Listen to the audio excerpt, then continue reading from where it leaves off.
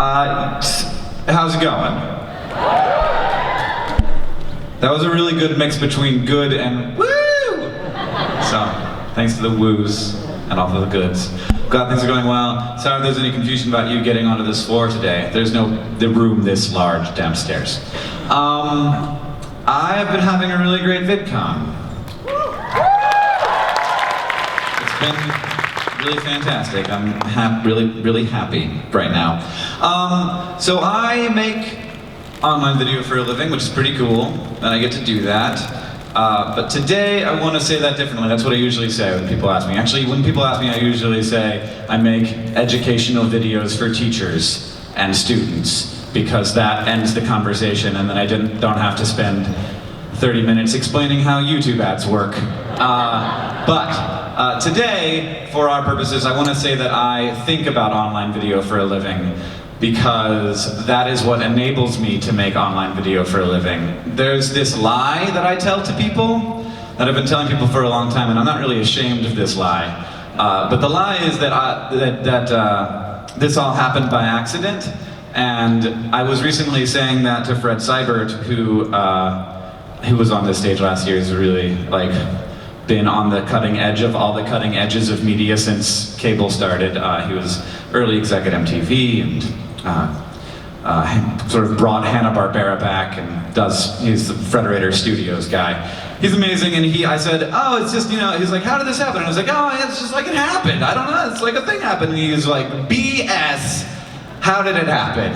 I hear people tell this lie all the time, and I know it's a lie, and so tell me the truth. And the truth is that everybody who does this, everybody who creates great video, everybody who develops an audience is obsessed with it. And we're not obsessed with getting to a particular place. It's not like I said 7 or 8 years ago, like, boy, I sure do want to be standing on a stage in front of a bunch of people, and how am I gonna make that happen? It's much more of a day-to-day obsession. And that is like the competitive advantage of the independent creator, that we can be obsessed in a way that no media company can. Because everybody at the media company is like, well, I need to buy my food, and I need to make this work, and I need to keep my job. But independent creation is really about unhealthy obsession with making a great thing, with building the audience, with trying to figure out how to make this something that you can be doing all the time. And really, in a lot of ways, it is kind of unhealthy. And I look back and think about the times that I've spent just staring at the ceiling, not able to sleep because I'm worried about not becoming unrelevant again. And really, how awful would that be? I kind of sometimes wouldn't mind at all. But yeah, that's the thing. And in early online video, a lot of the competitive advantage was not being ashamed of your obsession with a thing that the whole world thought was kind of dumb. YouTube, that's dumb. That was a lot, for 4 years, that's sort of the response I got. So I want to talk today about what the obsession has led me to be thinking about at VidCon, because this is the best time to be obsessed with online video, because everybody's together talking about it. And the big conversation is about all the new platforms, and that's both emerging platforms like Twitch and YouNow and Snapchat and Vine, and established platforms like Twitter and Facebook getting into video, and what that means for creators and what it means for the industry. My perspective is that it's great. It's really exciting, and it's not I don't feel one of the things that it has made me realize is the special things about YouTube, what YouTube is really good at. When you see these emerging things, these new platforms doing this, it's well, they're doing something that YouTube isn't good at. And that's fine, that's great, thank goodness. But that highlights the stuff that YouTube is good at, and the big thing that YouTube is good at, and that is so easy to forget, is that in 2008 or 2009, they decided to just start sharing revenue, which is completely antithetical to the entire idea of the internet industry, which is supposed to be about 90% profit margins. But YouTube just throws out 50% of its revenue before it even hits their bank account, giving it to us, which is that. There's somebody who works for YouTube over there, started the clap. No, he did not. He does not work for YouTube. That's great. And that's such a fantastic thing. That really changed the culture of creation on the internet. It enabled such a powerful and strong creator community that we now have here in this room, that we have all over the place at VidCon and all over the world on every continent, probably not Antarctica, but maybe there's somebody at McMurdo who makes online video. Probably there is. I should check that so that I can say that and not have to talk about it for 30 seconds afterward.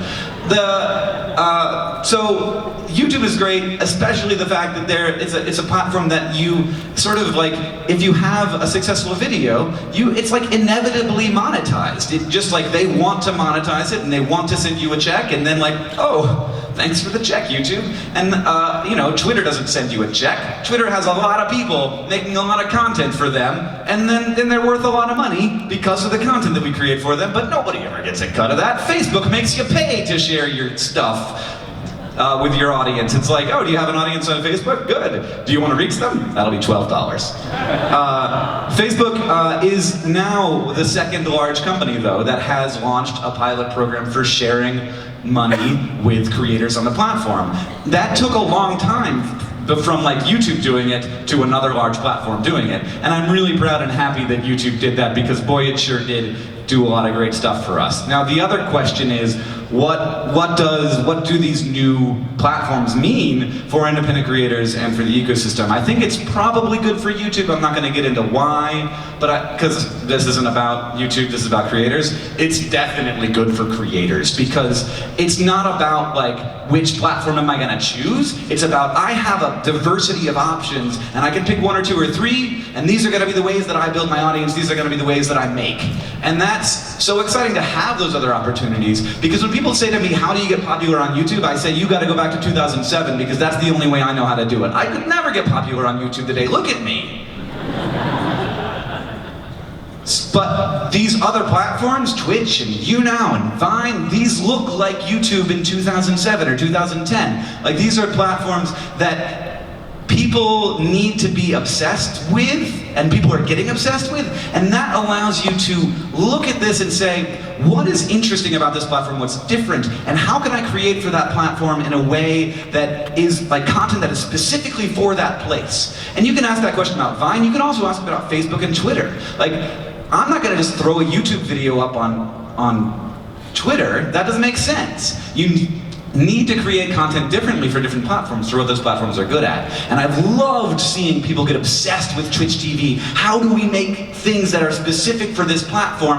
And it's so, like, I could never do that. I have a company now. I have to be obsessed with YouTube. I can't be obsessed with everything. And so you have all these independent creators coming in and doing really fascinating things that I never would have expected with these new platforms. And it's because they believe in the power of that thing. They become obsessed with something that everyone else thinks is like, oh, Twitch TV, that's kind of dumb.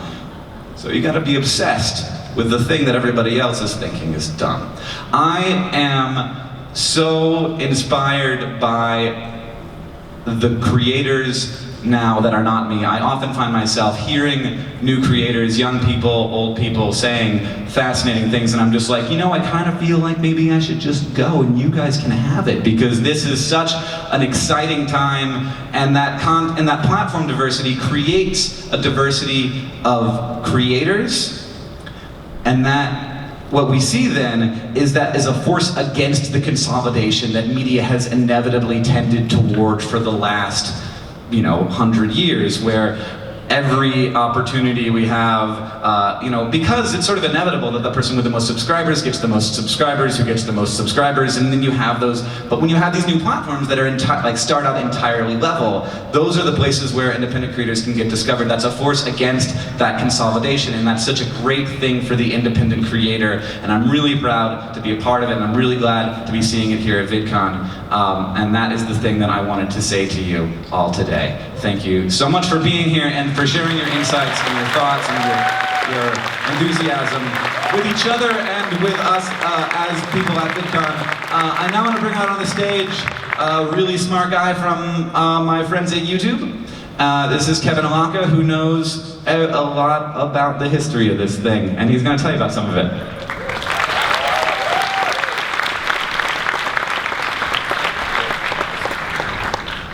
Hello, I'm Kevin Alaka. I'm the head of culture and trends at YouTube. And this May, YouTube hit the 10-year milestone, and we spent a lot of time pulling stats on the most popular stuff. The stuff that, looking back, that resonated with us, that left a lasting effect on us as viewers. And it made me realize two things. The first is that we are so weird. The second is that being a creator today is not about hacks and best practices. It's actually about being bold enough and clever enough to sit at the forefront of this whole new medium, basically pioneering a new environment of creative expression. But let's go back to the beginning for a second. You've probably seen this video, me at the zoo. It was uploaded in April of 2005. And it was an ordinary moment, captured in what was an otherwise ordinary day. So much of the early days of video reflect our basic experiences and interests. But has anybody ever seen the second video uploaded to YouTube? Ever seen it? It further proves my point here.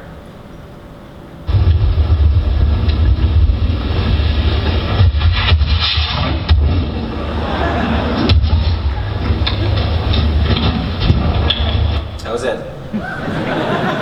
We were, clap for that, yeah.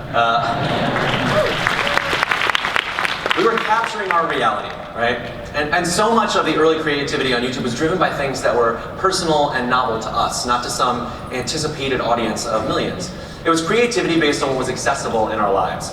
And one thing that was particularly accessible to us at this time, apparently, were our pets. And so, web video got this reputation for cat videos. But that shouldn't have been surprising, because I want to show you something. This film was shot by Thomas Edison, the famous American inventor, on his kinetoscope in 1894. Okay?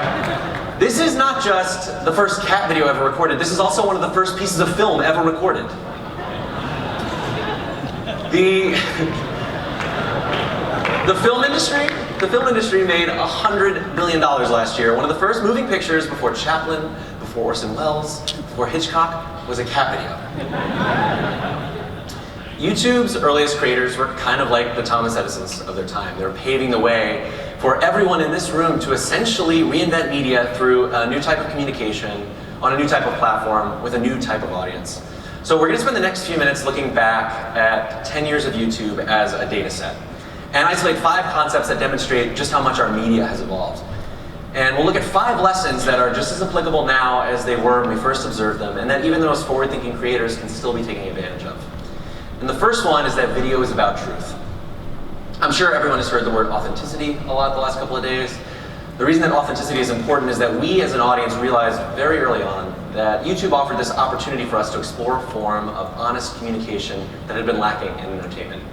The rawness and the realness of it was compelling, and it was addictive. As you'll recall, Hank and John Green started out simply making video correspondence to one another. Hello, John. By now you have received my message that we will no longer be communicating through any textual means. No more instant messaging, no more emailing. Only video blogging. And their early videos like this reflect the novelty of web video at that time. Good morning, Hank. It's Thursday, January 4th. I'm standing on top of Little Pisgah Mountain in North Carolina. That was actually recorded on Wednesday, January 3rd. But you'd have no way of knowing. I believe that's what they call movie magic.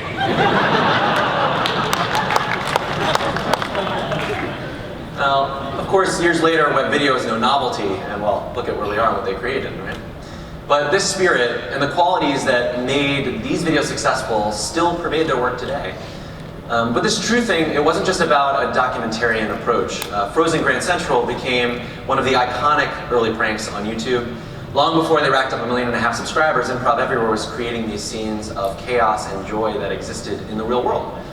And our fascination with the raw reaction of the bystanders, it demonstrated how much video could exist, how video could exist in this fascinating and delightful blurred line between creativity and reality.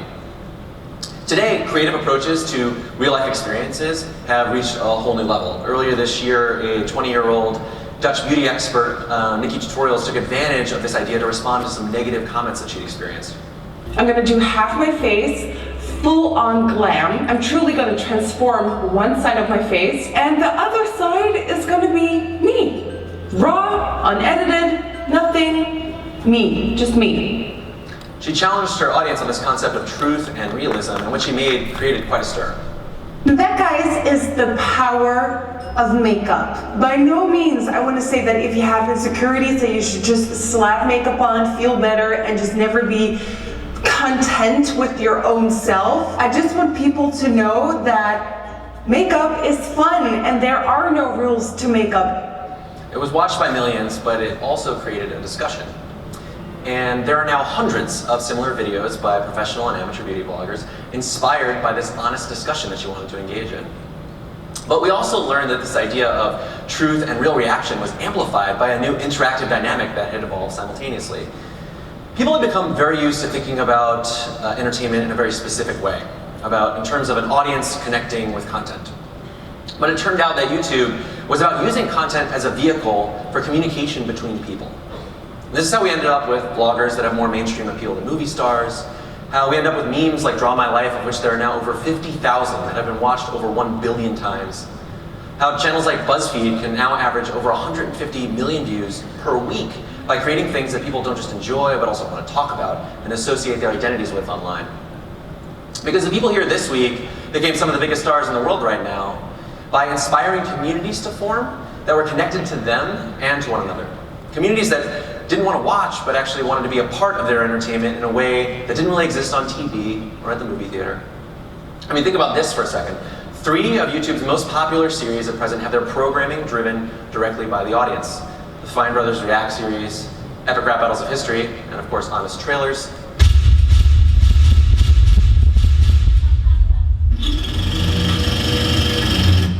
They all source their ideas from the community. That's approximately 2 billion views on those series just last year. And this interactivity dynamic can be harnessed by anyone if they're honest and they're clever about it. And that says so much about what's possible on YouTube and where in the history of creativity we are right now. And these communities that are built on this interactivity, they come in all shapes. Perhaps the most surprising way that you have redefined media is not only proving that niche content matters, but that it's incredibly meaningful. From predictable to obscure, anything that we have a passion for or a specific point of view on can now be something that an audience can rally around, generating these vibrant and inspiring communities of hobbyists, of artists, of train enthusiasts. All right, look at that, a 1953 E8. Woo-hoo! Oh yeah, listen to that bell. Yeah, listen to that bell. Oh, take a look at that. Oh my God! Woo! Listen to that horn!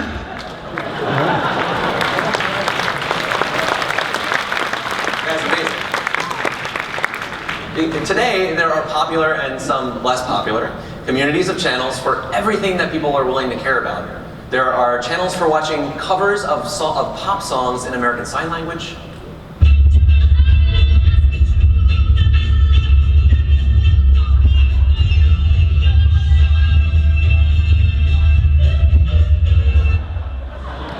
There are channels for learning how to pronounce things correctly. Acai, acai, acai. There are channels for learning how to pronounce things incorrectly. Sign a kind of doty chill. Only kind of doty chill. There are very popular channels about nail art. Finish off with a fast-drying top coat. This will seal in your design and give your nails a beautiful shine. And less popular channels for amazing conspiracy theories about pop culture. And the last phrase is really the most interesting. So call me maybe. Now he's not saying call me on the telephone. What the Antichrist is saying here is, my name is maybe. Call me maybe.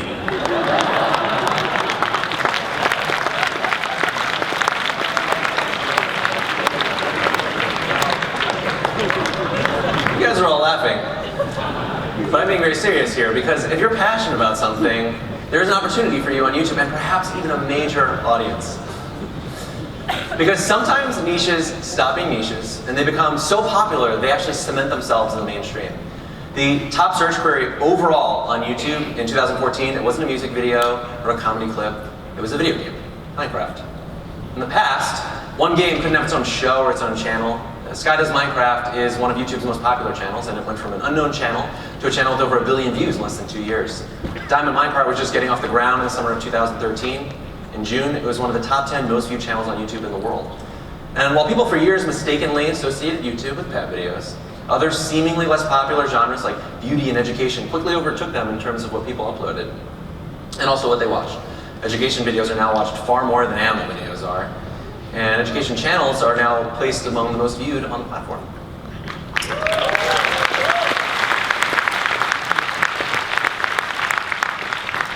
Beauty videos are so huge that a tutorial celebrity like Michelle Phan went from a girl who got turned down from a job at the Lancome makeup counter to their spokesmodel and 7.5 million subscribers. Dance, science, toy unboxing, tech reviewing, I mean, these are all niches that were once too specific or too random to be served by platforms like TV. But when the audience became the whole world and passionate, creative people like yourselves could reach them instantly, a new world of media stars emerged with global followings through YouTube. And so one thing that became clear is that popular content and popular channels could capitalize on a model of distribution that was global in nature. They built communities that were global, not just local. 100 years ago, broadcast communication was limited to how far an antenna could reach. 20 years ago, it was constrained by cable lines and satellite dishes. Programming was defined by people who had access to infrastructure that the vast majority of us did not. But suddenly, the web and YouTube opened up this environment where we basically, for the first time, could reach beyond 300 million Americans to an increasingly internet-connected planet of viewers. And that creates some unique opportunities that just wouldn't have been possible 15 years ago. I mean, think about this for a second. One of the most popular channel last year in the United States was the Swedish Gaming Bro. The top trending videos on YouTube the past 3 years were from different countries that individually represent less than 0.75% of the world's population. A singer from Oregon can collaborate with a popular music creator in Saudi Arabia to cover a song from India that would become a popular video in Morocco.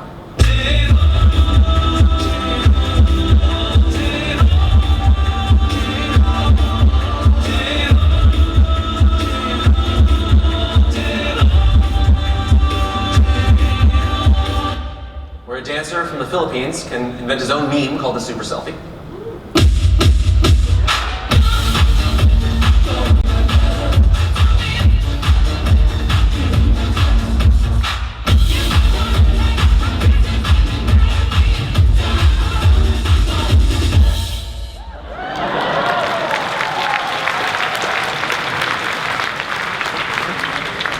And he can have his creative style become a hit in the US where it inspired one of the biggest music videos of the past year.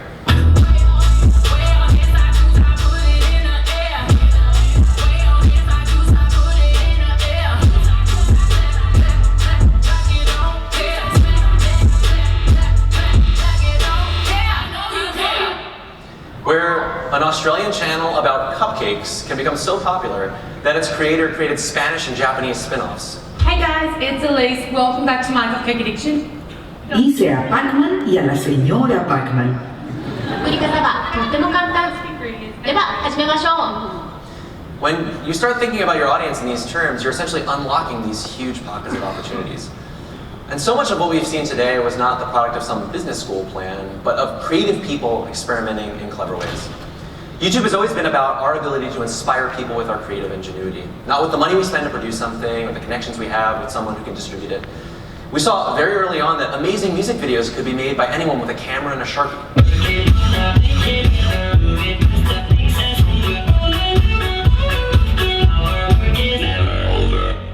And that props you could buy in any store, Diet Coke and Mentos, could create one of the original viral phenomena.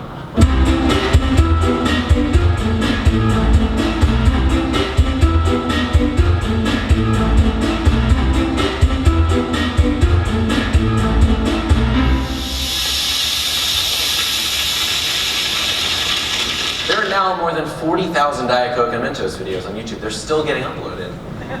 Because YouTube was and still is about people who are experimenting with that creativity. In just 6 months, Cut Video went from an unheard of new channel with some inventive content to one with over 150 million views and one of the most recognizable series and trends of the year, 100 Years of Beauty, which has been a huge hit. And they've continued to experiment. They've had multiple other series see significant success in the span of just a few months. In fact, many creators have seen big success in a variety of areas by leaning into their skills as savvy artistic talents, not as executives of expensive production teams. Recent successful channels like this. Or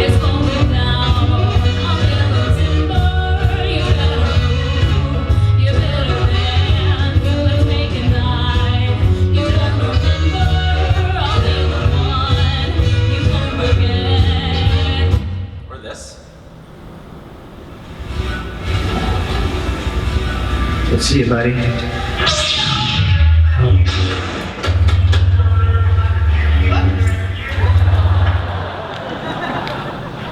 They demonstrate both the power of simple experimentation and imagination, as well as our seemingly unending hunger as an audience for the new and unexpected.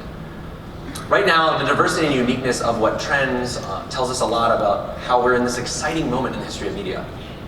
A moment that each of you are responsible for defining via these principles, by creating things that reflect truth, that exist within a conversation, that speak to niche passions, but are global and driven by experimentation.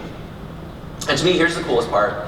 These represent the how, but the rules for what people watch and share are constantly being rewritten. Written by gifted people who are not limited by the conventions of an old model. Written by you. In many ways, those early creators were the Thomas Edisons, and you are basically the early pioneers of a new and different medium. You're exploring the conventions and inventing the dynamics of a new area of artistic expression that's defined by your own originality. You're not trying to reproduce the past, but you're imagining the future. And right now, in the course of that, every time you upload something important to you and born from your vision of what entertainment should be, you're changing the face of media. And don't you forget it. Thank you.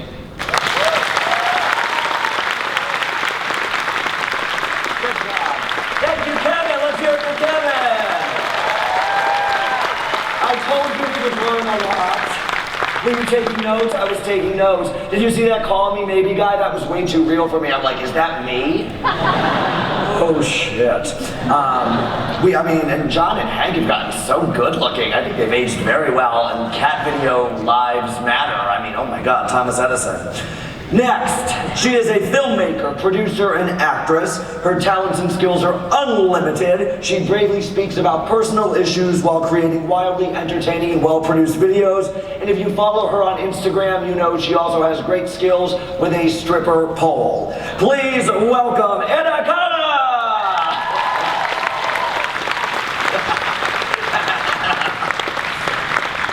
Hey guys, how are you today? There's so many of you here. That's not good enough. How are you today? Yes. How many of you here want to create something, whether it's a book, a video, a painting? How many of you are afraid that it's going to be bad? How many of you have let that fear of it being bad stop you from creating? Okay, quite a few.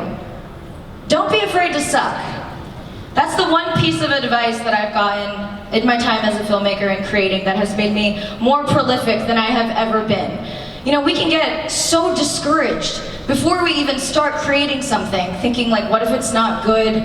What if it's terrible? Like, why should I even bother with this, right? You look particularly like you vibe with this. Like, what are you afraid of? Is it judgment? Is it failure? You know that everything you create can just be yours, right? Like, you don't have to show anyone this. And I have some great news for you. For the most part, everything we make is gonna be kind of mediocre. Being terrible and being amazing are just two extremes that our content is only gonna sometimes fall into. It's a process, and it's one that we should embrace, because we can only learn how to get better by repetition and trial and error and creating a massive amount of quantity that has a focus on quality. You know, and you can't be creative and analytical at the same time. Like, studies have shown us that there are two different sides of the brain that you have to activate. So giving yourself permission to suck is the best thing that you can do to hinder or to unhinder or uninhibit your creativity. Because when we're worried about what we're creating as we're creating it, it completely ruins the process. You guys know what improv is, right? It's like when a group of people go on stage and they completely make up a performance as they go along. There's a really great exercise called bad improv. And it's basically a warm-up exercise where you try to be the worst improviser in the world. So if there's like a mom and daughter scene going on where the mom's grounding the daughter, you could literally run in and be like, I'm a fucking ghost! And you would be winning at bad improv.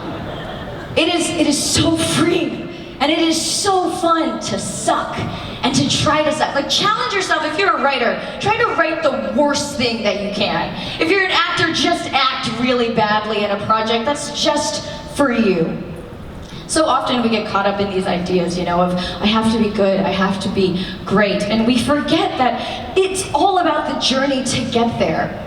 Last year, I made 6 short films. I challenged myself, and I made 6, and I realized I'm a bad writer. I'm not that good. And you can only really learn that by making stuff and looking back at it and analyzing where you can improve.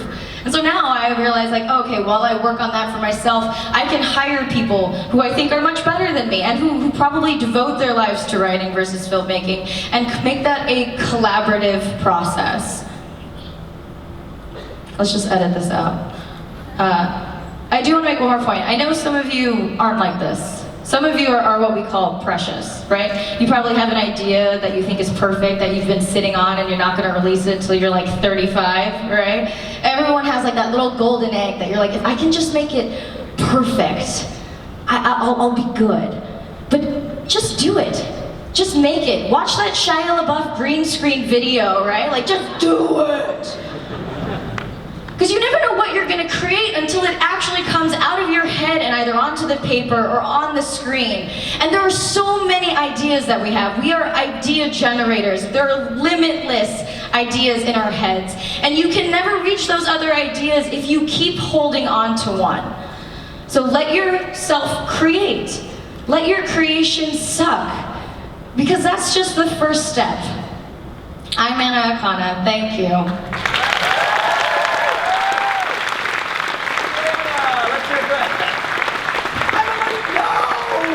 What did she say? Did she swear? I'm an effing ghost! I'm like a bad improver for a living. If you see me at the Maker Party later, you'll see it in action. So don't be afraid to suck. Give yourself permission to suck. I'm an effing ghost. That's what I wrote down. I'm backstage taking notes. He is an American pop singer known all over the world for his amazing a cappella work. He is a YouTuber that I get stuck on his channel for hours and hours, and I love it so much. He's released over 80 digital songs. He is often seen with his beautiful wife as well. He is from Oregon, which makes me so happy. Peter Hollins.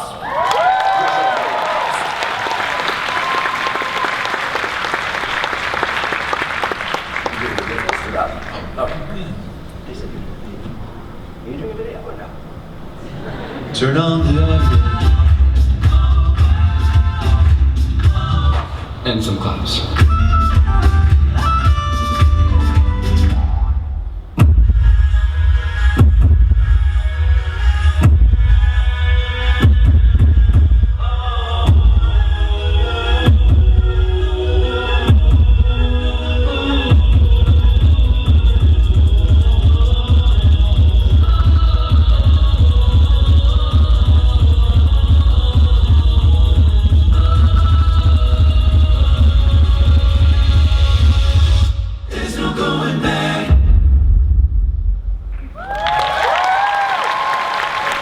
Hi everyone. How are you guys enjoying VidCon? Isn't this place just so inspiring and amazing? I love being here. Well, I'm here to tell you a little bit of my story and let you know that the possibilities for you in this world are as limitless as your imagination allows them to be. My hope is that you will all leave here inspired and ready to take on the world. Really quickly, I was going to sing for you, but I spoke too much and I lost my voice, so I wrote this last night. I hope you enjoy it. VidCon has a way of planting that seed of inspiration, and it's really up to you to go after it.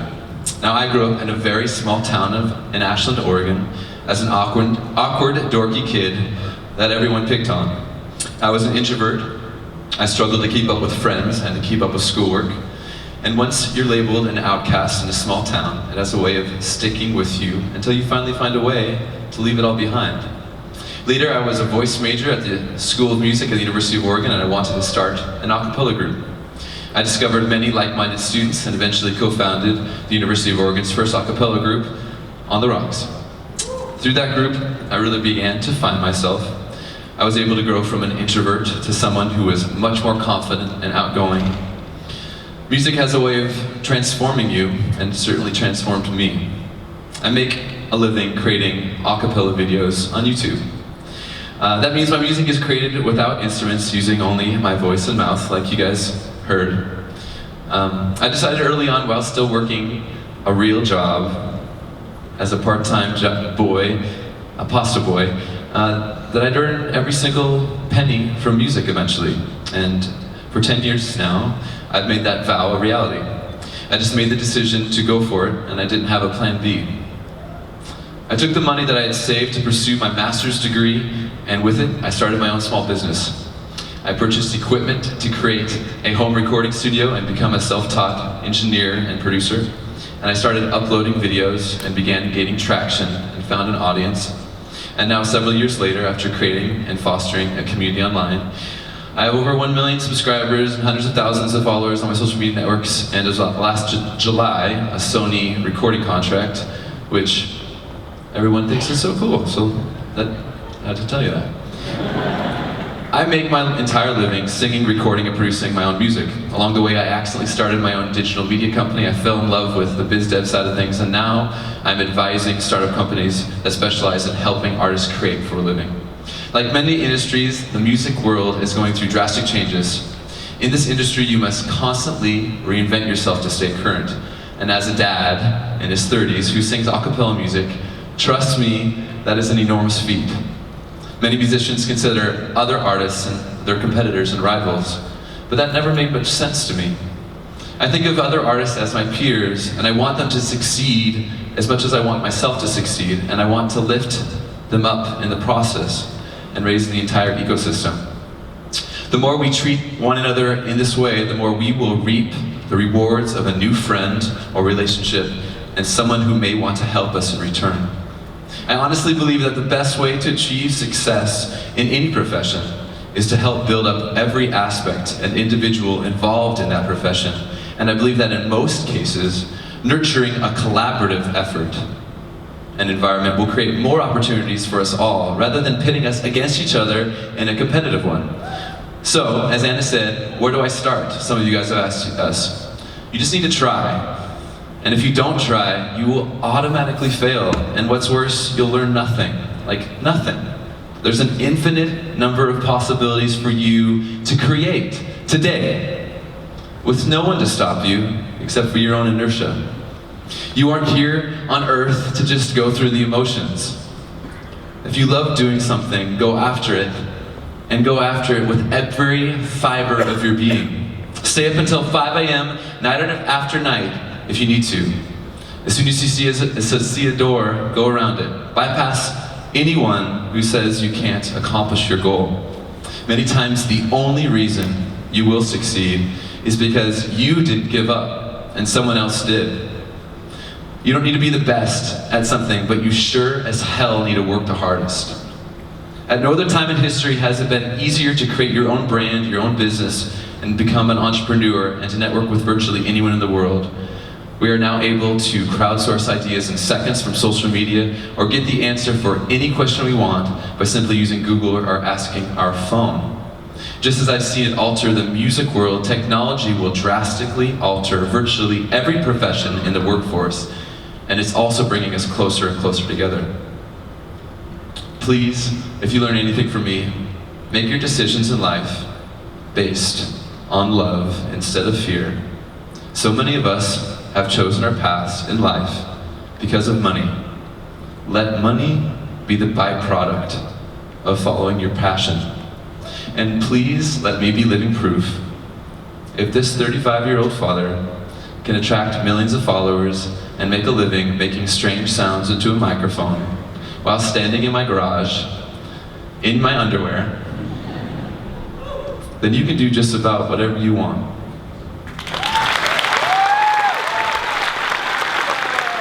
Let's hear it for Peter. Good job, Peter. Peter Mullins.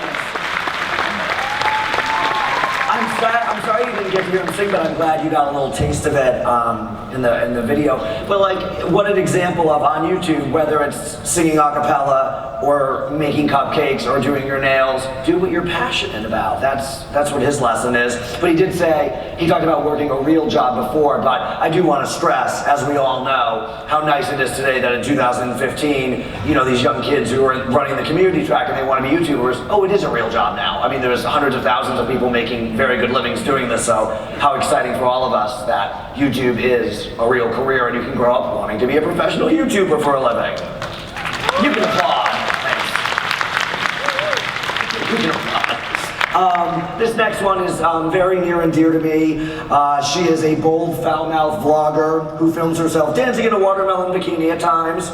She started watching YouTube in 2006. She did not upload until 2009. Here she is with her very unique voice, Heartbeat!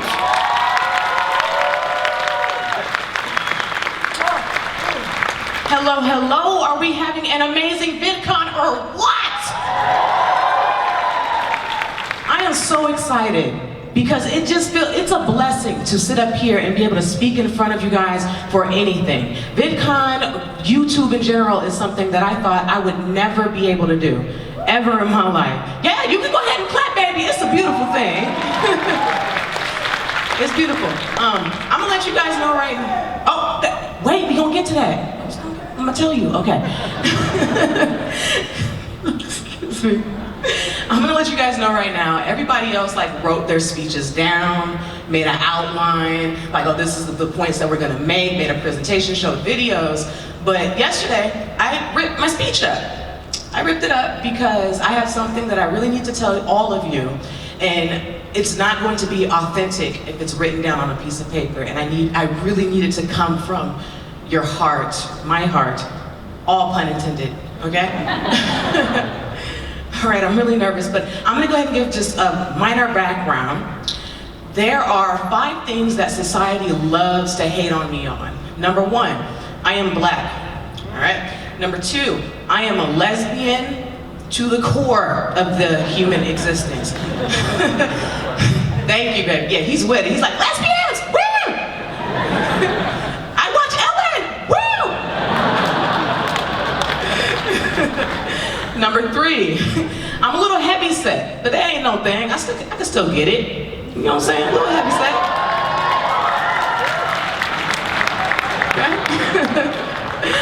Okay? We did 3. 4 is 4, I swear a lot. I'm so surprised I did not drop an F-bomb yet. I curse a lot, I get ridiculed for it all of the time. Did I do 4 or 5? 4. What the hell is the 5th thing? Oh, I said hell. Dang it. Sorry. What's the 4th thing? I said this before and I can't think about it. Oh man, I just look at myself like I'm so perfect now. It's like, oh, do I really trip about these things? But, okay, we'll skip number 5. I'll come back to it later. But I want to talk to you guys about passion. When you believe in something, you truly believe in something, YouTube is the perfect platform to be able to resonate that to 100 people, 1,000 people, 1,000,000 people. And I definitely thought it was, like, this is something that I would not be able to do because the society that we live in today tells young black girls, tells heavyset girls that they will not be able to make it in the entertainment industry based off of looks, based off of if your teeth is perfect or not. I went on an audition. They wanted me there, and the casting director said, have you ever thought about, you know, getting braces? You gonna pay for them? I didn't know that teeth was a problem, you know? But YouTube also has an amazing power to, it's just so powerful, and people need to be able to understand that. There is something, I'm having an amazing VidCon, but there is something that's been bothering me. I've been very emotional for the past couple days, because if you really believe in something and you're able to come to events like this or make a good community, like good friends and stuff, YouTube gives you the power to look at the creator of VidCon in the eye and tell them something that you're really passionate about. Look them in the eye and tell them, you need to bring more featured black creators to VidCon.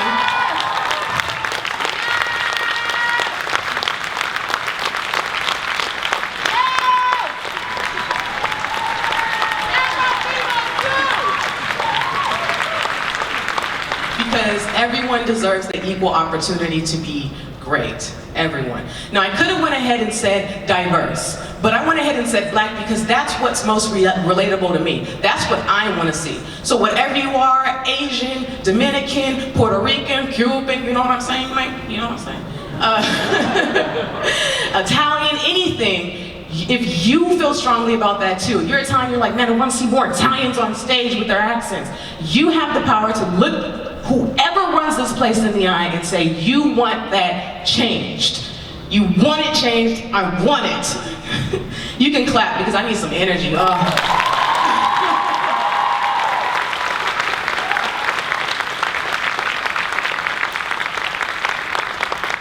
I was really nervous saying that publicly because I don't speak for all black people, but I'm pretty sure some black people in the audience is like, Heart, you tell it, girl. Boo, I want to be invited here and speak on a stage and all that. Because that's our secret handshake. Yes, baby. I was waiting for that one. That black church lady in the back. Woo! It's fucking getting it, super excited. But that's the point that I did really want to make today. I'm so honored that Hank and John Green invited me and I can now call them really close friends. And it's not the end for you. It's not. You're gonna be able to build, whether you have 1 subscriber or not. We all started at 0. We all have the ability to make our channels what we want them to be. Oh man, they have like a little timer right here. They're like, okay, wrap up, get off the stage. All right, but as you guys all know, my name is Heart. Today is my birthday.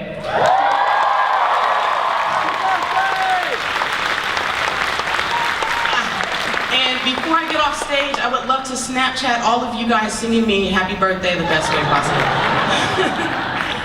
Hold on, okay, all right, I'm almost off the stage, you guys. Don't yell at me. All right, come on. All right, 3, 2, 1. Happy birthday to you. Yes. Happy birthday to you. Cha, cha, cha. Happy birthday, dear Heart. Happy birthday to you.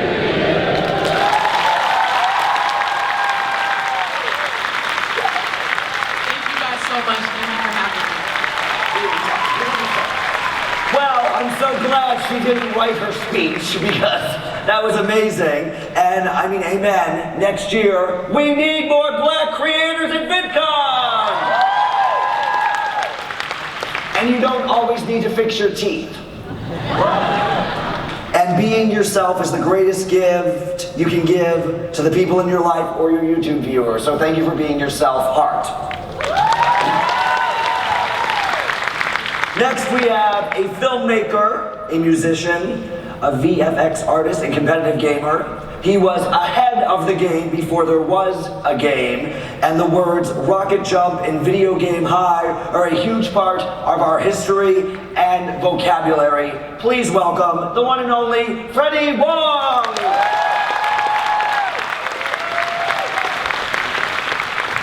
Hey everybody, how's it going? I've come here today to regale you with a little bit of some true stories from the entertainment industry. Dun dun dun! I'd asked Hank to give me a church organ for that. He said it wasn't in the budget. He said, please stop calling him at home. So, you know, I've been making movies. I went to school for movies. I've been making movies since, since I was in high school. And there's been a couple of things that I noticed that I think is really interesting, and I'm starting to see even here, even in this sort of burgeoning quote-unquote entertainment industry, quote-unquote, of what YouTube is becoming.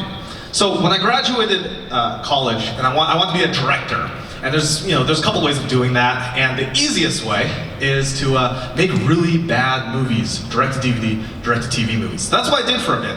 I made direct-to-DVD, direct-to-TV movies. Have you ever been in like a Walmart, or like or a Safeway, and you're like, man, Lawrence Fishburne's in this movie. What's he doing in this movie? I've never heard of this movie.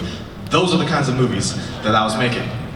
Actually, we actually had a friend of ours who was a director, and he made movies for Walmart. And it was like, there's only 2 things that you need to make a movie for Walmart. Either 1, you need an explosion on the cover, or 2, you make it about the chupacabra.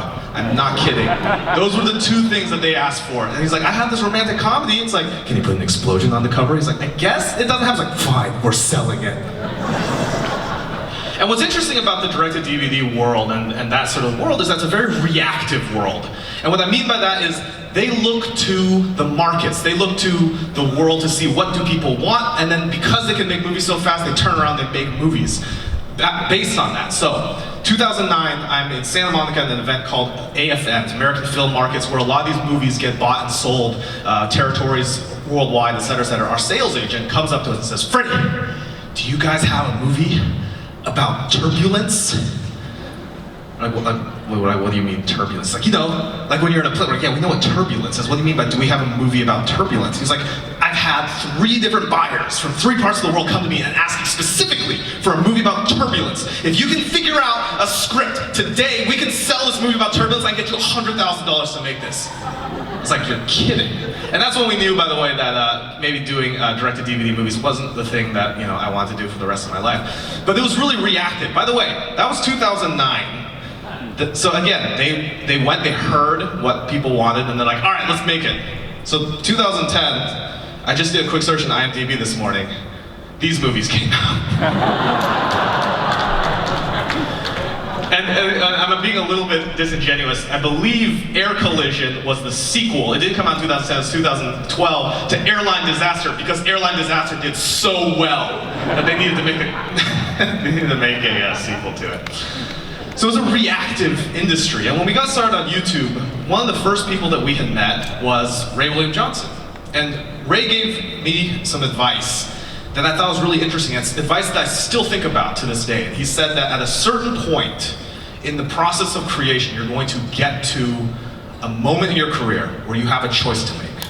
And that choice is, do you continue doing what your fans want, or do you continue doing what you want to do? And at the time, we weren't that large, and we were sort of growing, and we were like, okay, that's interesting. We sort of put that in the back of my head. But as we grew, and as we started to, get to a point where we could do a show like Video Game High School, and have it, and be able to do that show for an hour, and have it be essentially no different than an hour-long television show. The moment we got there, and we realized, we started to split up our audience. We started to see people who had only found us through Video Game High School. I met people who had seen it on Netflix, and I said, how do you think, what do you think about our YouTube videos? And they said, you guys make YouTube videos? Like, had never even heard of us on the channel. So it was such a disparate, segmented crowd. And we realized, well, everyone wants something, and everyone's gonna want something different. We had that choice to make as well. And what I think is the thing that kills creativity is being reactive to what people want. It's being too reactive to that. And that's something that I want to talk about. That's something I want to think about. And for all of you who are out there as burgeoning creators, as people who are starting your careers or in the path or in the middle of it to be thinking about, which is, if you're going to be defining your success as what does everyone else want, and what's going to get viewed, and how do I get these views, it's no different to me than driving forward and looking in the rearview mirror the entire time. You're always reacting to stuff around you. And if you're always reacting to stuff, you're never going to be able to come up with something that's going to break through that, that's going to define something that people didn't even know they wanted in the first place.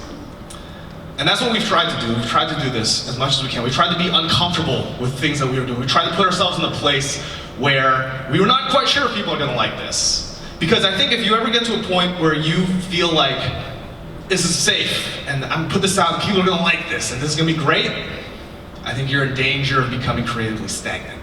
And that's, I think, the one message that I have for people here today, for all of you, the different range of creators in this room, and people who are fans, or people who are sort of pursuing anything on the creative sense, is never be satisfied with where you are. Always be pushing yourself, always be uncomfortable, and don't create things just to please other people, create it just to please yourself. Thank you very much, everybody. Hope you guys have a good night.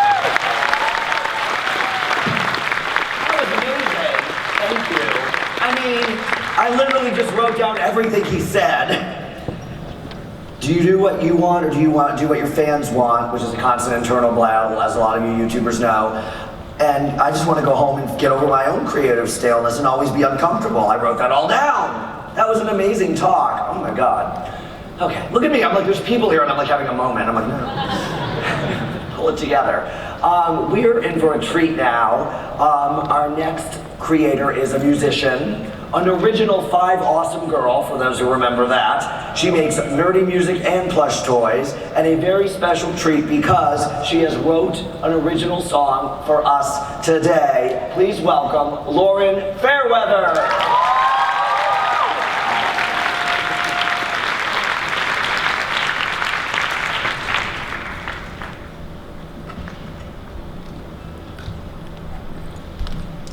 Hey everybody.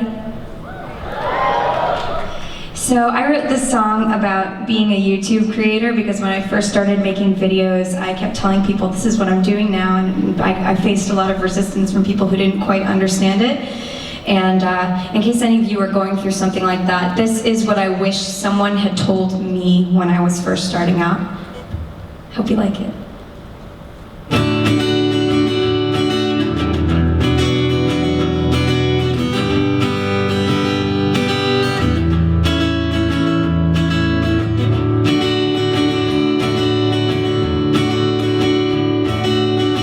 To ride a bike, you learned to tie your shoes, and you learned you could do anything that you put your mind to. You could be a famous artist, you could be a big rock star, and you could even change the world as long as you try really hard. Before you know it, there are exceptions to the rule. What if all you want to do just isn't taught in school? If you've been discouraged, what you want may feel less clear. So let me tell you what you need to hear. Oh, the things you create make the world a better place. Don't settle for someone else's dream. It'll be really tough, but know that you are good enough. Don't do what you love, sorry, do what you love and don't look back. Whoa, whoa,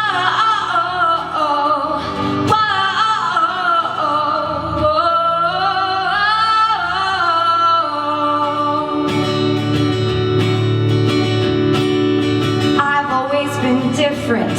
I never took the easy road, and I've got so many things to say that I just might explode. Making beauty out of nothing, posting for the world to see. Then my family started asking what will soon become of me. But I can handle it, I don't need you to understand. All I ask is that you please accept me for who I am. I already know there are no guarantees, but all I really wanted was for someone to tell me. Oh, the things you create make the world a better place. Don't settle for someone else's dream. It'll be really tough, but know that you are good enough. Do what you love and don't look back.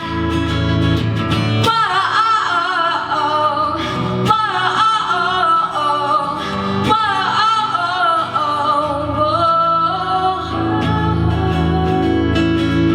when you accept that and feel it deep down in your soul, then you, my friend, can finally stand up and take control. Be who you are. You're not anyone but you, and you won't need their approval. They won't be able to stop you.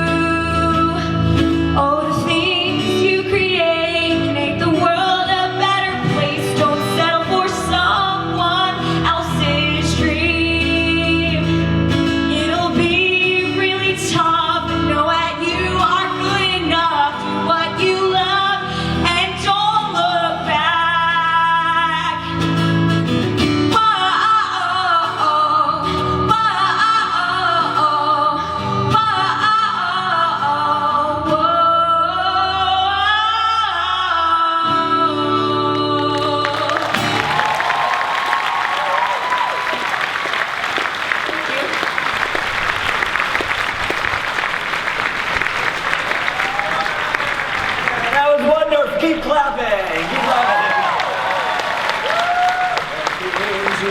make the world a better place. Don't settle for someone else's dreams all day stuck in your head.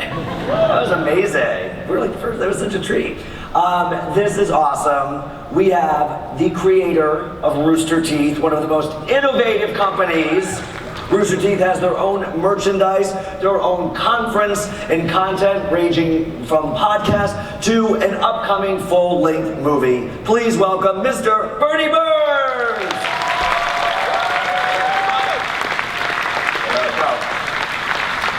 Hey everybody, how you doing? My name is Bernie Burns, and I don't know if you can tell by the look of me, I've been doing this for a very, very long time. I started my company, Rooster Teeth, back in 2003 in a spare bedroom. It was me, there was a few of my buddies, and we were making videos to make our friends laugh. But it's grown to have a staff of, as of last week, 120 people. We make about 40 different shows every single week, including Red vs. Blue, which is the longest running web series in the history of the internet. We just wrapped up our, thank you. It's only because they can't cancel you on the internet. You just have to give up after a while. We refuse to do that. But we just wrapped up our 13th season. Last year we made a bunch of headlines because we crowdfunded our first feature film, Laser Team. And we shattered the records on Indiegogo. Our audience raised $2.5 million for us to make a movie that's coming out later this year. We also, thank you. We also have our own conference in Austin, our own fan events, a lot like Vidcon, but it's focused a lot more on Rooster Teeth and gaming in particular. It started as a fan event that was 500 people that just gathered basically in a field by our office for a weekend. And last year was 33,000 attendees, and we're expecting 40,000 this year. And we just announced the international edition of RTX, which is RTX Australia, which we're having in Sydney for the first time ever, January of this coming year. So we're really excited about that. Anybody here? Anybody come from Australia? Right here? So you screwed up, you should have waited. Could have saved $2,500 on a ticket here. But all these things are basically, this is my minute-long briefing of what Rooster Teeth is, and it's basically a minute-long excuse of why Hank invites an old grumpy prick to come talk to a bunch of millennials, is what it means. But I love VidCon in particular because VidCon is such a unique environment. It's one of the few places where you can go to an industry event and literally the entire industry is there. Like at the hotel next door, it's 3 floors of the top creators across the globe, and they're all there, and it's a great chance to collaborate, talk with people, see what their challenges are, because we all face the same issues. And that's what I want to talk to you about today. Because I think established creators and new creators, how many of you are creators in this audience? Wow, a ton of you. How many are just people who like online video, just watch online video but don't make anything? Oh, very few. How many are brands? Great, give us money, thank you. So one of the challenges, I think the biggest challenges we face is this number right here. It's the number 400, if you bring it up on the screen. 400 is a number that was said by the CEO of YouTube when she spoke here this week. 400 is a very daunting number. 400 is the number of hours of content that are uploaded to YouTube every single minute.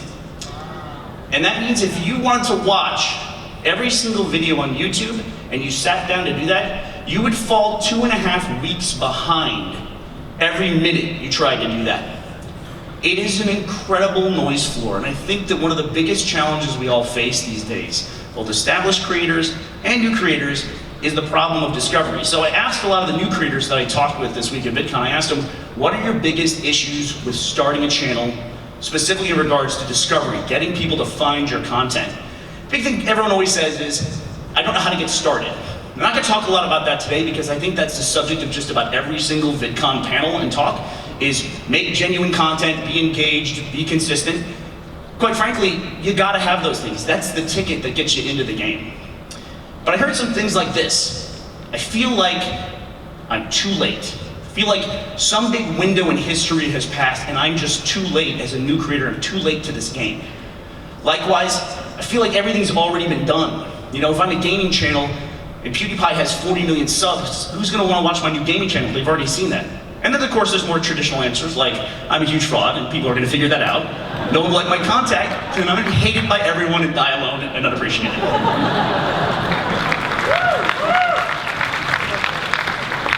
That one I can't help you with. Welcome to being a creator. I don't focus on those middle two there. I'm too late. This is something I identify with because I started as a traditional filmmaker in the late 90s. I was in university, guys like Robert Rodriguez, Kevin Smith, Quentin Tarantino. I was a huge fan of everything they had done in the 90s, where they had made low-budget films and they had just set the independent film world on fire. It was amazing and inspiring. And I saw that and I said, I'm gonna do that. There's a path to success and I'm gonna follow it. But as you can imagine, a lot like what we're seeing today in online video, a lot of other people had that same idea. And they thought those pathways are set and all they have to do is just walk along it in the same fashion. It's not the case. I was beating my head against the wall, basically.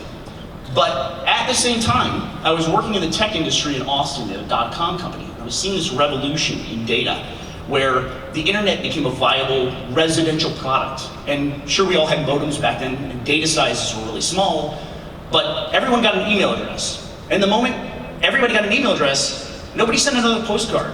Nobody wrote another letter. But you're not gonna really notice a disruption in the postal industry. No one's really take note of that. You go forward a couple years, all of a sudden there's a decline in the print industry because people had faster transfer rates. They were reading blogs, they were reading news sites, and they weren't going to magazines and periodicals anymore. Go forward a couple more years to 2000. Suddenly Metallica is in front of Congress talking about Napster. Everyone is suing them. You saw a decline in the audio industry. It wasn't really a decline, it was an absolute implosion of the music industry. And I was butting my head against this wall of getting my movie into film festivals and getting myself out there. And then I realized, a better way to do this. I can go online and do this myself. There's a great quote, a very inspiring one from Steve Jobs. He talks about, you can't always connect the dots going forward, but you can very easily connect the dots going backwards. You just have to have faith that what you're doing will connect at some point in the future. I didn't know it, but at the time, that's what I was doing. I was immersed in both technology and media, and those two passions came together. I thought I was too late. I thought I was too late to the independent film world, but something came along and I was able to take advantage of it because I was passionate about it. The other thing, everything's already been done. I get that too, when people say that, but I can tell you as someone who's had a career in media for 13 years and in technology for 20, it's not at all the case. At the vantage point of my career, I can see the cycles. I can see the ebb and flow as things rise and fall. What we all consider to be major pillars of our culture. Things that would be like Facebook and Snapchat, even YouTube today. Those things seem infallible, but they can fall off, and they often do. We're kind of wrapping up here, running out of time. Let me give you a clear example of that. We talked about the very early parts of the internet were those instant messaging and email. Instant messaging, AOL bought ICQ in 1997 for $250 million. At that point in time, I thought, okay, that's pretty much the whole instant messaging war is done at that point. What else can be done with, I'm stuck in traffic, lol, better me than you, lol. I mean, you're not gonna add anything to that. But there's been dozens of IM clients that have risen and fallen and been very popular over the course of the years. Just last year, Facebook bought WhatsApp, an instant messaging client, in 2014. They bought them for $19 billion. So, if you take one thing away from this very brief talk today, the feeling that you're too late, if you're a new creator, if you're too late to the game, or that everything has been done, all I can say is I can borrow a phrase from a previous media revolution and say, you ain't heard nothing yet. Thanks for 7 minutes of your time.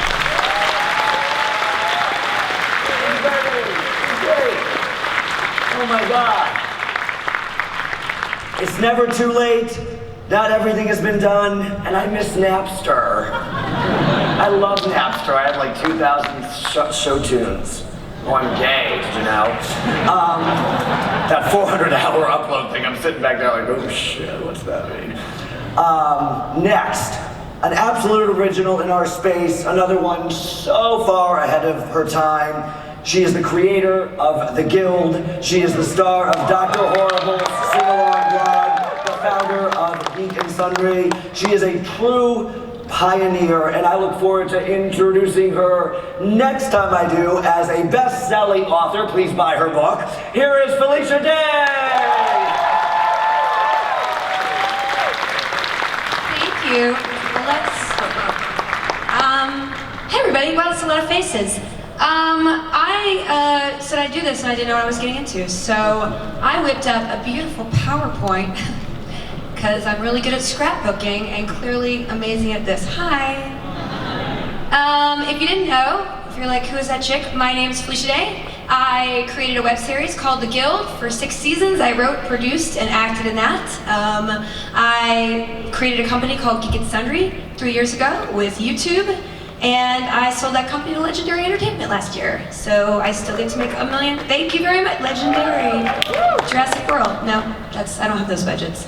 I was also in Supernatural because I included that because my face looks pretty there. Really good angle. That one? It's my selfie angle. I started making web video 8 years ago. Yep, I'm old.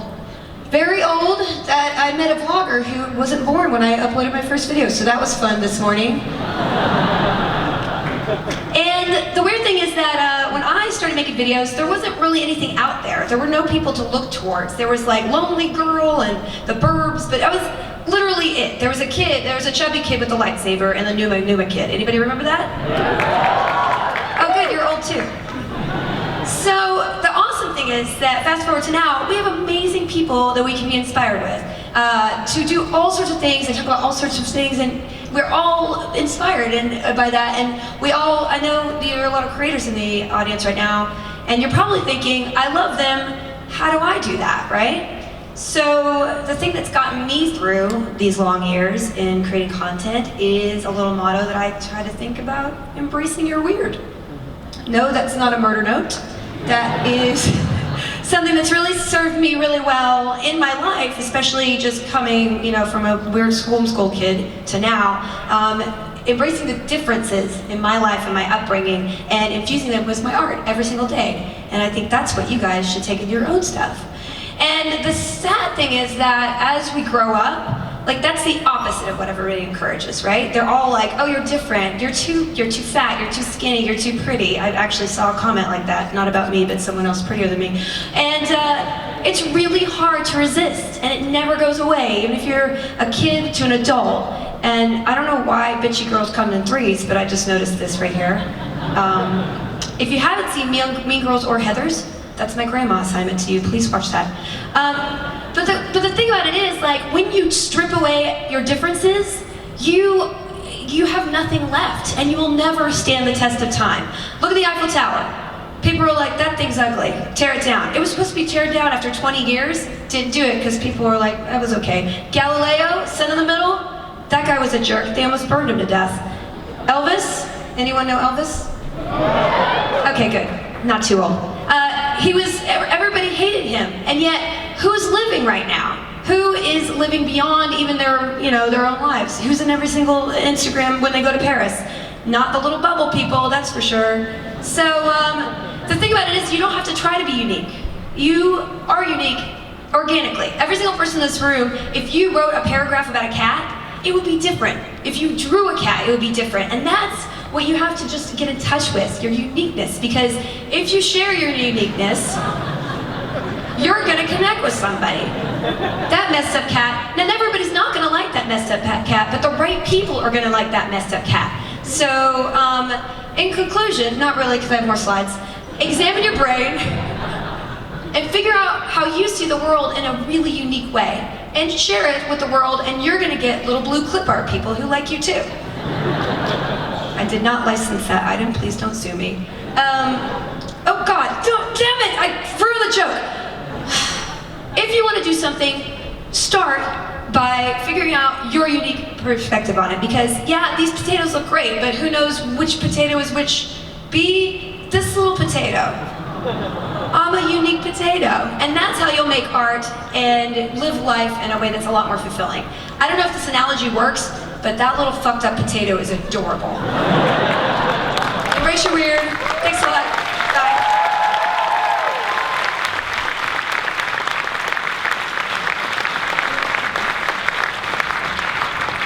We have some setting up to do here. That was July 27, 2007. I definitely uploaded a video that day too. Embrace your weird. I am a unique potato. Bitches come in 3. And if this whole YouTube thing doesn't work out for Felicia Day, I do believe that she could very easily be a professional PowerPoint presenter, because that was what this was all about. Like, this is just amazing. Next up, we have a Toronto-based new media artist whose work is a distillation for his passions for music, video, and audience participation. He is best known for his song challenge videos. So please welcome Andrew Huang.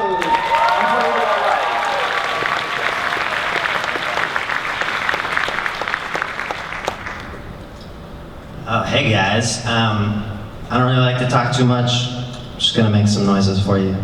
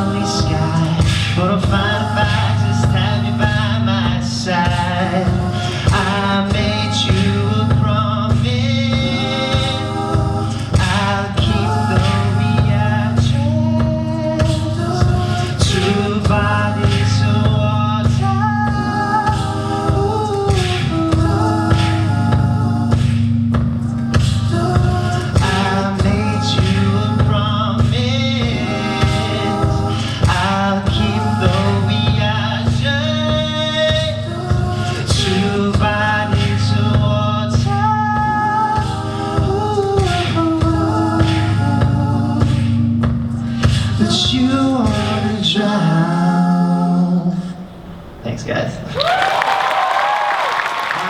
I'd love to say hi to you see me floating around the convention. I also have a little meetup in Q&A in room 206 at 3:30 if you want to drop by. Thanks so much.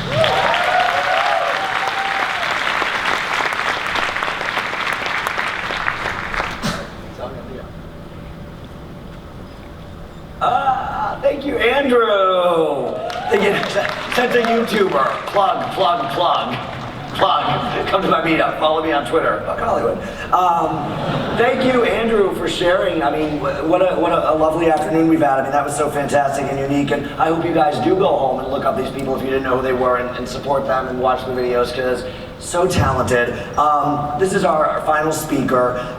He has crossed over from film and TV, and we're so lucky to have him on YouTube. He is, many people, when I was talking to them, like, they just respect his videos. I mentioned his name, and they're like, oh, he makes the best videos. He makes such important videos. He has a new company, Beam, which just launched. And yes, please put your hands together for Casey Neistat! No, he's filming.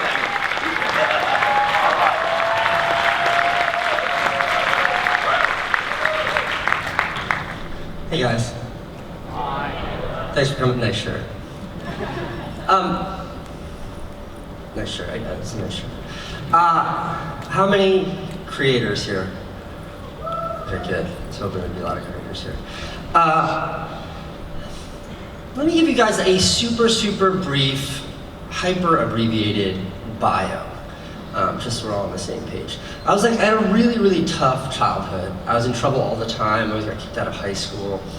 It was rough. And then when I was 18, 19 years old, I had a computer and a video camera. And I made like a little video. And all of a sudden I felt like this sense of relief, as if I had now a means of sharing my ideas that was actually tangible, that was something more than just me being a crazy person. And that was like a really liberating feeling for me. And then I got really into that, and I committed to that, and I started making all of these movies, and there was no place to put them then. So I would put them in, I call them fine art, and I would put them in art museums, and I would put them in art galleries, and that sort of worked. And then internet connections got a little bit better, and I started putting them on the internet, but way before YouTube. I had a viral movie in 2003, 3 years before YouTube launched, that did like 6 million views in a couple of weeks. And the only way you could share it, because there was no social media, the only way to share it was literally by email. Can you imagine? And I love that. I love the process. I love the ability to share. And then I got into TV because of the success of these little internet movies. And I worked in small-time TV and then big-time TV. And then I had my own show that I wrote, directed, and edited, and started, and made just like you guys make your videos, except for it was on HBO. It was on like the king, it was at the top of the mountain, and that was such a success. I was like, well, I want to make movies now, like real movies. So I started making feature films, and the last feature film I produced, was premiered in the Cannes Film Festival, like the most prestigious film festival in the world, and then was in movie theaters. And right around the time that movie was in theaters, it was the same time that my show premiered on HBO. And I remember I would say the feeling was like one of frustration. One of like, it didn't feel right. And that was the height of like mainstream success. Like what more could you ever want? But I left feeling very frustrated. And I had this sort of existential crisis, this like looking inward, like what is this anxiety, what is the source of this? And I realized this, and this is true for everyone here. If you're a creator, if you're a YouTuber, if you're a filmmaker, an artist, whatever label you want to attach to it, what you are is you're someone who believes in your perspectives and you believe in your ideas so much that you think they deserve to be shared. And I think that's a pretty profound understanding. And that is absolutely the reason why I felt so good when I was a troubled teenager and making these little videos, because now I could share my ideas. But in mainstream, like in features and in television, there are all of these steps between your ideas and then your audience. Like that HBO show, which I like to tell people about, because they're like, wow, this guy's big time, HBO. The reality of it was pretty far from that. From the moment of making those videos that turned into a TV show that was an HBO show, to the moment that the audience got to see that was 3 years. It was 3 years of like politicking and nonsense and new heads of programming that thought it belonged and it should have been paired with this and paired with that and it goes with this and it goes with that. We don't have the right time slot for you and this new person doesn't like it, so she moved it here. And then it premiered at midnight on Friday nights. Imagine if your YouTube videos could only be watched at midnight on Friday nights. And it was the same with making a feature. Like that was in movie theaters, and what it took to get into movie theaters was years, and like money, and all these crazy resources, and nepotism, and all this nonsense. So it could be in like a couple of theaters that like a few hundred people could sit down and watch.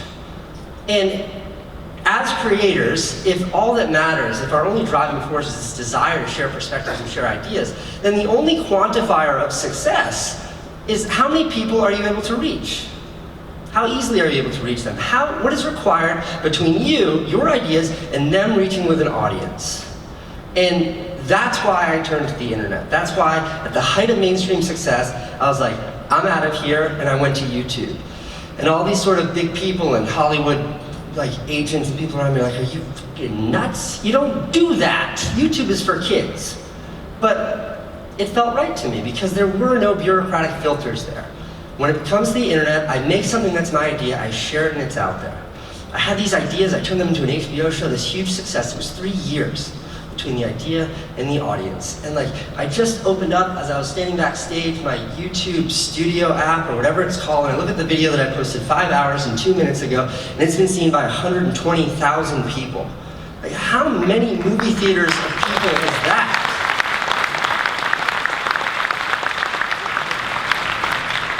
So with that, I look at it, and I'm here, I've never been to Vidcon before. Actually, no, honestly, I don't know if they've ever invited me to Vidcon before. I've never been to Vidcon before, and I was really taken aback by, one, the size of the audience, and by the screaming fangirls, thank you, and all of the chaos that's here, but what really blew me away is the sense of community, the sense of excitement, all of this energy that's surrounding this event. And I met with, I'm gonna pick on them for a minute, but I met with MTV a week ago and we were talking ideas about how we might work together and stuff. And they brought up how, whatever it was, 10, 15 years ago, kids used to stand outside of 1515 Times Square, where MTV's headquarters is, and they would scream like this to try to get on TRL. And I remember that from my childhood, like that was it, that was the big deal. And now that same age group, those same people, that demographic, that group, they're standing outside the hotel here, they're standing outside the Hilton. Those are kids that stand outside my office every day. These are like, that is how it has changed. And the conclusion there, what all of this means, and I can say this from a position of authority because I've seen the other side, is that YouTube, the internet, all of this is not a stepping stone to something bigger. This is not the journey to a destination. YouTube, the internet is the destination. This is mainstream. Like YouTubers, internet creators, we dictate culture. Like we affect culture. Musicians, like I looked at this morning, these 2 young kids, Jack and Jack, maybe there's some fangirls here who know who they are. Their album is #1 right now. It's at the top of the charts. And they don't have a label. It's because they leveraged the power of the internet. It's because they leveraged something that was uniquely, it was accessible by all. The internet is like, it's not beholden to nepotism. Like how many people are like, oh, he's successful on YouTube. YouTube's all about who you know. It's not. It's the antithesis of that. And YouTube doesn't give a shit who you know. The internet is one thing, and that one thing is, it's a meritocracy. If you have ideas that you want to share, they will find an audience.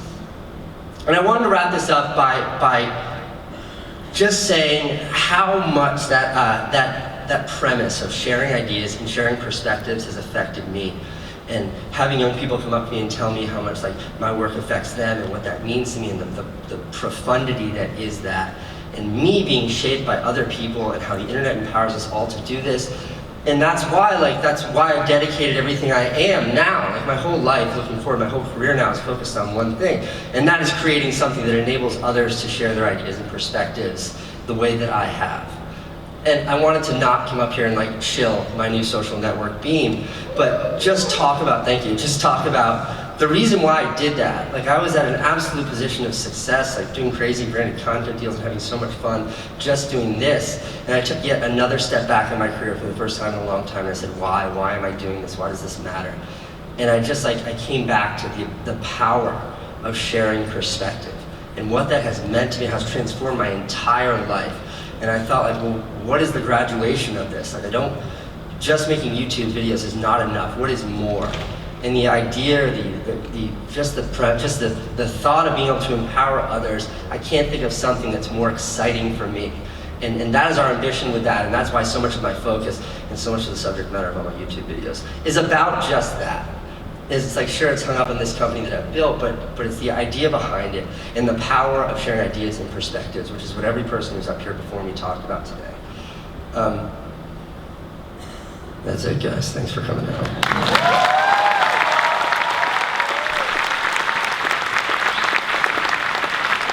Thank you. Great job. That was awesome. Loved it. I wrote down the power of sharing perspective. I thought that was very lovely. And this is the destination. Think about that and go home with that. This is the destination. Did you enjoy yourself? Did you learn anything? Thank you for coming to the first Creator Keynote. And that's it. Don't forget to be awesome and go home and create. Go home and create. Thank you guys. Have fun. Make good choices.